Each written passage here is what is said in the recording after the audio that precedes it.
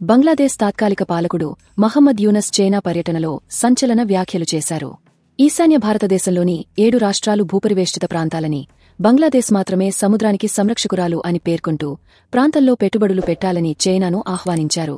యూనస్ వ్యాఖ్యలు భారత రాజకీయ, రక్షణ వర్గాల్లో తీవ్ర కలకలం రేపుతున్నాయి. యూనస్ మాట్లాడుతూ, భారతదేశంలోని 7 రాష్ట్రాలకు సముద్ర మార్గం లేదు. ఈ ప్రాంతానికి బంగ్లాదేశ్ మాత్రమే సముద్ర సంరక్షకురాలు. కాబట్టి ఇది చైనా ఆర్థిక వ్యవస్థకు విస్తరణగా ఉపయోగపడుతుంది. ఇక్కడ వస్తువులు తయారుచేసి చైనాకు తరలించవచ్చు. ప్రపంచంలోని ఇతర ప్రాంతాలకు కూడా ఎగుమతి చేయవచ్చని అన్నారు. దీనికి సంబంధించిన వీడియో సోషల్ మీడియాలో వైరల్ అయింది. ప్రధానమంత్రి నరేంద్ర మోదీ ఆర్థిక సలహా మండలి సభ్యుడు సంజీవ్ సన్యాల్ ఈ వీడియోను ఎక్స్లో పంచుకుంటూ యూనస్ వ్యాఖ్యలపై ఆశ్చర్యం వ్యక్తం చేశారు. చైనా పర్యటనలో యూనస్ అధ్యక్షుడు జిన్పింగ్తో సమావేశమయ్యారు. తీస్తా నది జలాల నిర్వహణతో సహా నది జలాల నిర్వహణ కోసం 50 సంవత్సరాల మాస్టర్ ప్లాన్ను రూపొందించాలని చైనాను కోరారు. Bangladesh China Yarlung Zangbo Jamuna నదిపై జల సమాచార మార్పిడికి సంబంధించిన అవగాహన ఒప్పందంపై చర్చలు జరిపాయి.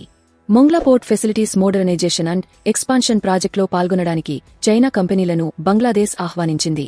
చిట్టగాంగ్లోని చైనా ఎకనామిక్ అండ్ ఇండస్ట్రియల్ జోన్ను అభివృద్ధి చేయడానికి చైనాతో కలిసి పనిచేయడానికి సిద్ధంగా ఉన్నట్లు తెలిపింది.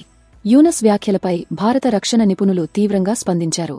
చైనా పర్యటనలో భారతదేశ ప్రస్తావన తీసుకురావాల్సిన అవసరం లేదని అన్నారు. మాకు కనెక్టివిటీ సమస్యలుంటే సముద్రాలకు ఎలా అనుసంధానం కావాలో మా ప్రభుత్వం చూసుకుంటుంది. కలదాన్ నది ప్రాజెక్ట్ త్వరలో పూర్తవుతుంది. సముద్రానికి సంబంధించి మాకు బంగ్లాదేశ్ అవసరం లేదని అన్నారు. యూనస్ ఉద్దేశంపై అనుమానం వ్యక్తం చేస్తూ భారతదేశంలోని ఈశాన్య రాష్ట్రాల ద్వారా నేపాల్, భూటాన్లకు చైనాకు బంగ్లాదేశ్ మార్గం సుగమం చేస్తుందని అన్నారు. జమ్ములో పదవీ విరమణ చేసిన రక్షణ నిపుణుడు కెప్టెన్ అనిల్ గౌర్ మాట్లాడుతూ బంగ్లాదేశ్ ఆర్థిక ఇబ్బందుల కారణంగానే యూనస్ చైనాను ఆశ్రయించారని అన్నారు. బంగ్లాదేశ్ ఆర్థిక వ్యవస్థ దిగజారిపోయిందని ఆయన అభిప్రాయపడ్డారు. తాజా సమాచారం కోసం లైక్ చేయండి. ఛానల్ను సబ్స్క్రైబ్ చేయండి.